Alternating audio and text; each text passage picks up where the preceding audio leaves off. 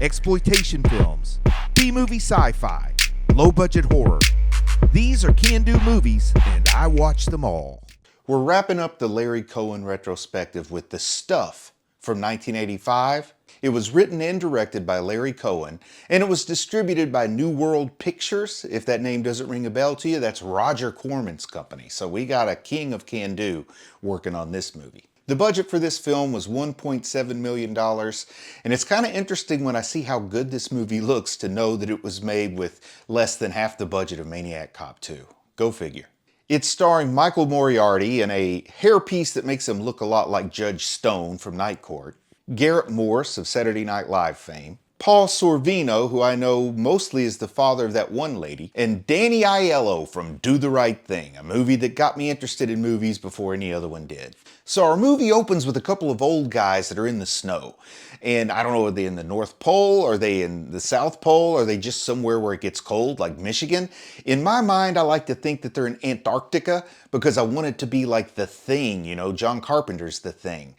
And while they're there, there's some stuff bubbling up from the ground, and this one old guy decides, hey, when I see something I don't know what it is, the most natural thing in the world to do is taste it. So he reaches down, grabs a bunch of the goo, tastes it, and he thinks it tastes really, really good. He offers it to the other guy, and he says, no, I don't eat stuff like that. But he eats it, tastes good, and he discovers that there might be a market for this. Next thing you know, they're running commercials for this stuff on TV, and conveniently they call it The Stuff. So that's going to make it real easy to remember. The stuff is called The Stuff, but these commercials are pretty elaborate. I think that they're doing a good job of selling the stuff, and their slogan is enough is never enough. Just like pizza and sex, ladies and gentlemen. Now there's this other junk food corporation that's really angry because they're losing all of their market share to the stuff. So they want to figure out what the secret recipe for the stuff is, what makes it work so well so that they can steal it, and they hire a guy for corporate espionage. And this is where Michael Moriarty enters, and his character's name is Mo, which is kind of short for Moriarty in my mind, and he got fired by the FBI for some, I don't know, unconstitutional tactics or something. So now he's made this real career in corporate espionage. Also, they name drop this guy, Chocolate Chip Charlie, and this is going to become important as the movie plays out. But think of him sort of like Famous Amos. He owned a bunch of cookie stores. I think they said he owned 60. And through hostile corporate takeover mechanisms, they took all of his stores away from him and turned them into stuff stores. So Mo goes on to this guy played by Danny Aiello, who was the FDA officer or whatever you call him, who was in charge of the trials to get the stuff approved. And something that's interesting about this guy is he has this really big dog, kind of a cool dog, maybe a Great Dane or something, but it's obvious he's deathly afraid of his own dog, and there's no real explanation for that. Mo asks the guy a lot of questions, but he doesn't get many answers. The one thing of value that he finds out is that the studies were performed in this small town called Stater, Virginia. And the guy keeps being afraid of the dog, and we don't quite know why he's afraid of the dog, but we're pretty sure it has something to do with the stuff. And then there's a dog attack where some stuff starts coming out of the dog's mouth. Now we meet this kid who's one of the protagonists of the movie, and the kid's opening up the refrigerator and he sees the stuff moving around inside of the refrigerator. So he instantly decides he hates the stuff. I mean, I don't necessarily want to eat something that looks like marshmallow cream and moves on its own, and this kid definitely doesn't. To show how much he hates the stuff, he goes to the market and he just goes ham on all the stuff they have in stock. He's knocking it off the shelves, busting it out of the freezer, slaps it out of a little kid's hand. It's great to watch him just go to town on the stuff in this market to prove his hatred for it. Maybe it's a little overdramatic, but I don't care. Enough is never enough. But yes, this kid in this moment becomes a warrior of virtue against the stuff. Well, since Mo knows about this Stater, Virginia place, he goes to go check out this small town.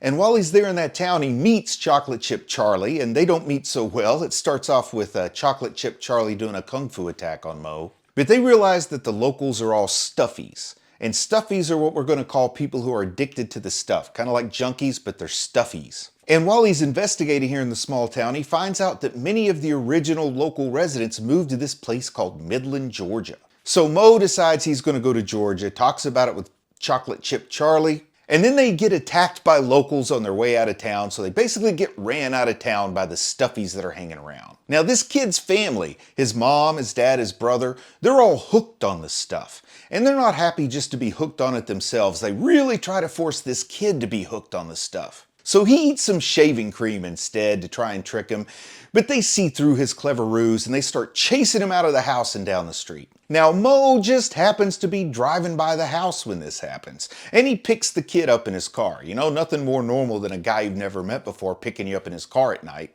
And I also have to think, like, what are the chances of all the streets that Mo could be driving around at this time of night? Why does he happen to be passing by the kids? I understand why he might pick a kid up when he's getting chased by adults, but it just seems a little too convenient. But he gets the kid, and Mo and the kid start talking about the stuff. They have the same point of view, that the stuff is bad stuff. And they decide to combine forces in their holy crusade against this ooey gooey evilness. It also happens that Mo has this lady friend who works on marketing for the stuff. She makes their commercials, things like that. And she also decides to join their crusade. So now we have these three heroes fighting against this ooey gooey evil that's taken over the world. But they all go to Midland, Georgia to look at things firsthand. And Mo and the lady, they end up getting this motel room together. And the pillow is filled with stuff, and the pillow starts to attack him. It gets all over Mo's face. And the lady does what you should always do for a loved one. She sets his face on fire. But this is how they discover that the stuff's weakness is fire. I guess that's its kryptonite. And this local runs into the hotel room. I think he's a stuffy as well, but the stuff turns on him and he gets splatted up against the wall, and it's just a great little scene. Because when it comes to the stuff, enough is never enough. So the next day they all go to the factory to see what's going on there, try to get to the bottom of this secret ingredient in the stuff. And the kid gets stuck in a tanker. I'm not exactly sure why he decides to climb down inside of a tanker, but they slap the lid closed and then he's stuck there for quite some time. Mo and the lady, they find this reservoir of this stuff, and it's not really made in a factory, it's just pumped out of the reservoir, and the factory's like a bottling factory that just packages up and sends it out without any alterations whatsoever. Well, Mo knows this isn't a good idea, so Mo explodes the reservoir to try to cover up the stuff in rubble so that it's a lot harder for them to get back to it. It can slow them down if nothing else. And then Mo and the lady and the kid, they all escape in the same tanker truck that the kid was trapped in. Unfortunately, this tanker truck gets pulled over by a cop, and this cop is on the stuff payroll, if you will, and he's also a stuffy, so they trick him into eating stuff off the ground, and they manage to escape from this unfortunate encounter. So their next stop, Mo knows this guy. He's this conspiracy theory colonel, so they go to his house, which kind of looks like a castle. He's got his private militia there, and I think these are the ingredients that Mo is missing for his takedown of the stuff. He goes and talks to the colonel. The colonel agrees to help him take down the stuff, and it also happens that the colonel owns 2 radio stations, one of which is in Atlanta. And it made me ask, like, how much do colonels get paid? Radio stations aren't just like a pickup truck. I imagine they not only cost money to buy, but a lot of money to upkeep. Somehow the colonel got his hands on a radio station, which is great for conspiracy theorists to spew his conspiracies at the world. So they go down to the radio station to try to warn everyone alive that this stuff is bad. They try to hook into the affiliates, things like that. And Chocolate Chip Charlie, who hates the stuff as much as anyone, well, he shows up to help with the radio broadcast. But it turns out he's been corrupted by this stuff himself, and he has a major meltdown in the studio. You might even say it's a glorious meltdown. So they do get on the radio and tell everybody to burn this stuff because they've discovered, you know, that fire is the stuff's weakness. And the public turns against the stuff with like vigorous enthusiasm. And you see piles of stuff being burned by the people who once were its consumers. So you'd think that's where the movie ends. They destroy the stuff, everybody realizes that it's bad stuff. But it doesn't end quite yet because the same corporation that made the stuff has now come up with a new product they call the Taste. And they say that it tastes like the stuff, but it doesn't have the danger to it. Mo doesn't quite believe that. So he goes to the corporate executives and forces them to eat the Taste at gunpoint. And we find out that it's still the stuff. So these poor corporate heads, these poor billionaires that nobody cares about, well, they end up suffering the consequences of their own sins. Now you think it would be over, right? But you do have a nice little stinger at the end because as the movie ends, we find out that there's a black market for this stuff and it's being sold on the street. That's how it happens, folks. That's how it happens. So the high points. Michael Moriarty is great as always. So I love Michael Moriarty here just as much as I loved him in Q. Totally different character, but the same level of enjoyment comes from his portrayal. Also, the commercials are great. Like, the commercials that they have really are high production value. They honestly look like something that would convince me to try this stuff if I lived in this world. They even have one commercial with Abe Vigoda and the Where's the Beef lady talking about this stuff. Now that is high quality.